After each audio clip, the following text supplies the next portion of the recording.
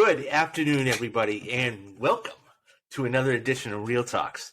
I'm your host, David Steele, and today I have a very special guest. It's not Kyle, unfortunately, but his name is Benjamin, and he'll let him tell you a little bit about himself. He's an avid gamer, and I'm bringing him on because of a little show that's going to be coming out 2 weeks from tonight, and it's called The Last of Us. Hi, Benjamin. How are you? I'm not too bad. How's it going? It's going really, really good. Excited. I don't want to say nervous, but there's a little nervous excitement there. So tell us a bit about yourself. Yeah, you've done a pretty good job explaining a little bit of who I am. The term gamer gets thrown around a lot, and I don't always do that. This past semester has been the most games I've played in a long time. I logged like 600 hours this year in my PlayStation alone. But yeah, I'm a film critic on Twitter, and I've been writing for In Session Film and Cinefied.com, and just branching out, understanding the arts. And yeah, I'm currently a university student studying physics and teaching education. So it's pretty fun. And yeah, this little show that is coming out based on this little game you might have heard is one of my favorite things in art that I discovered this past year. So I'm very excited to talk about it. Yeah, this is one of those games. And now, so I want to give you guys a little bit of an intro and whatever about the game. So Naughty Dog has been a video game development publisher of games such as Uncharted and whatnot. And I mean, I think that's really where people really know them of. And so back in the early 2010s, 2011s, right when Uncharted 4, I think, was coming out, they wanted to get something going. And Neil Druckmann, who is now co-vice president of Naughty Dogs, came up with this little IP now, and it was called The Last of Us. And it's interesting how life imitates art to a certain extent. I mean, not this drastic, but a little bit. And so this is, as I said, it's called The Last of Us. And it was 2013, 2014. And basically, it's about a man named Joel who has to smuggle this young girl named Ellie, as we get to know her throughout the series and out the games and whatever. And there's something special about her. And so she might be the ticket, the meal ticket, to actually stopping this whole pandemic. And it's just, so do you remember the very first time that you played The Last of Us? Yeah, it was 2 years back. Bailey Parkinson, Loverboy Media, had posted his Why I Love The Last of Us video. And I watched it, and I was like, dang, this seems really good. I should play this game. Go out, buy the PS4 copy of The Last of Us remaster, put it in my disc tray, boot everything up, and I was like, it's a Naughty Dog game.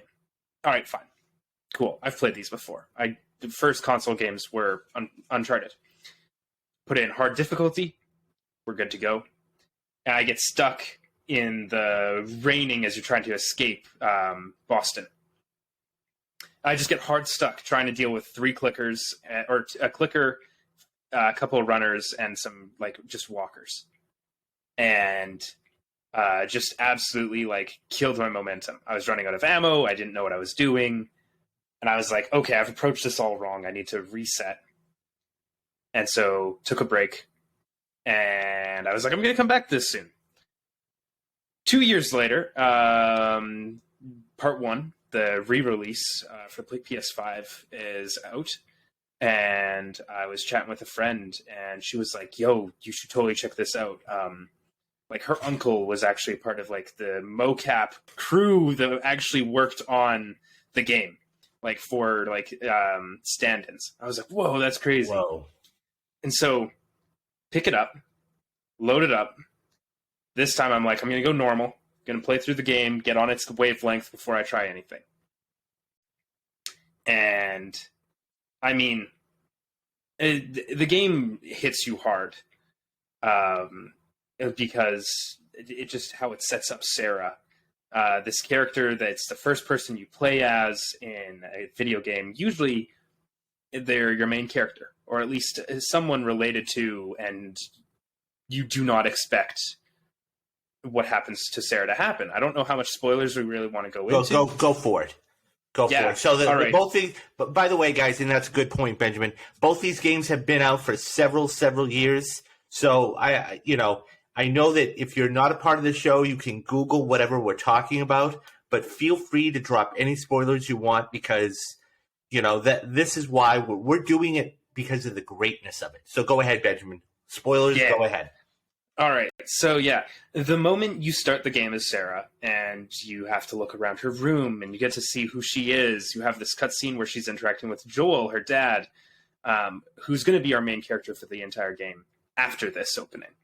And you have this interaction where he comes home from work, oddly, like, just visibly tired, and she's like, "Oh, is it I haven't missed it yet." And she hands him this birthday present.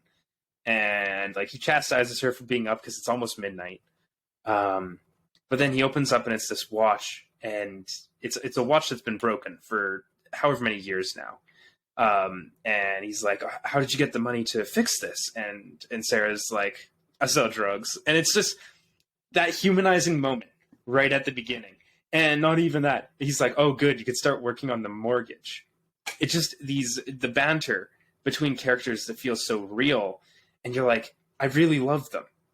I've seen a snapshot into their life. I've seen how they rib each other. They kind of tease each other. This is awesome. And then you wake up hours later as Sarah, finally able to play the game.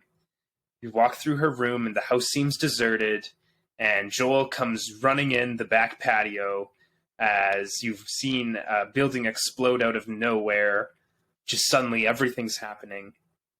And you're told you have to get in the car, and we got to get Tommy. We need to get out of the city. And from that moment forward, you start feeling a dread. Because Sarah's not the girl on the cover. Yeah. It takes and off. You feel like you know what's happening, but you can't believe it to happen. And the moment the car gets hit is very visceral, and I highly recommend it. If you haven't played the games and you have the capacity to play it on the PS5, the haptic feedback in the controllers is stellar. And it's just one of those moments that just the shock of getting hit by a car, like when there's rain and everything else, just comes out of nowhere. Brutal. Yeah. And suddenly she's got a broken leg. Joel's trying to walk her through the city. You're running around. You find a security guard who can help you as you're about to leave, and he's told he can't help, and he actually has to shoot both these people because they might be infected. And you have to watch Sarah die in your arms. Yeah. That is the moment that you know The Last of Us is different. It's the moment that you immediately buy into who Joel is as a character, and everything going forward. It's the inciting incident of the game in 30 minutes or less. Yeah. And like, it's a zombie game. Yeah. Or at least maybe that's how people might see it. I would compare it to like The Walking Dead and things like that, but it is a zombie game. So for everybody that's not too familiar with an inciting incident is something in a screenplay or in a movie that usually happens within the first, I would say, 10 to 15 minutes of the film. That is the reason why this character is doing something. So, for example, I'm going to give a pretty broad one here. Thanos with the Infinity Gauntlet. He is trying to get all of the Infinity Stones so he can snap his fingers to make it a better galaxy. And even though he is considered a bad guy and a madman, what he wants to do is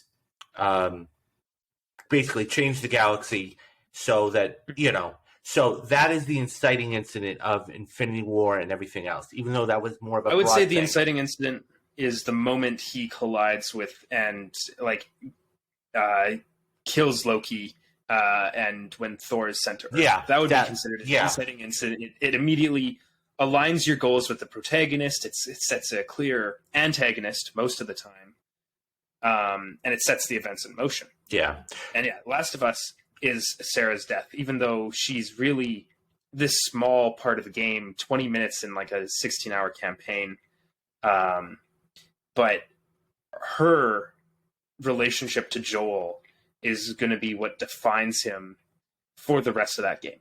Definitely. As we get to meet Ellie and move forward, and it's truly wonderful. It's something that made me immediately say, yeah, I like this game. I'm not just liking it because a YouTuber said these things, but it grabs you, it hooks you. There's so much that you wouldn't expect. Like, in many ways, the game kind of lets itself be this survival game for the first 3 hours or so as you're working through Boston. And then after that, it completely shifts. It becomes this game that's scrappier, where you kind of walk from place to place, and it almost feels just wandering. You have a goal, but you don't entirely know how to get there, and the journey becomes the destination. Yeah. I mean, and that's powerful. And that's going to do it for this episode. Stay tuned in the coming days for the rest of the breakdown we did with Benjamin about The Last of Us and what makes it one of the greatest games of all time. Don't forget, guys, in a little less than 2 weeks, we have The Last of Us starting here on the channel, and we're going to be doing an episode-by-episode breakdown of every single one. Hey, if you like the content, if you like the videos, make sure to hit that like and subscribe button, because we've got a ton of stuff coming up on the channel this year. That's the only way I'm going to really know that you like the content. Also, please leave a comment, guys. Have you played The Last of Us? Have you played The Last of Us 2? Did you beat it? What did you think of it? That's going to be a major question going forward, and how this is going to do. Okay, guys, take care of yourself, be safe, and have a great day. I'm David Steele, and you have been watching Real Talks.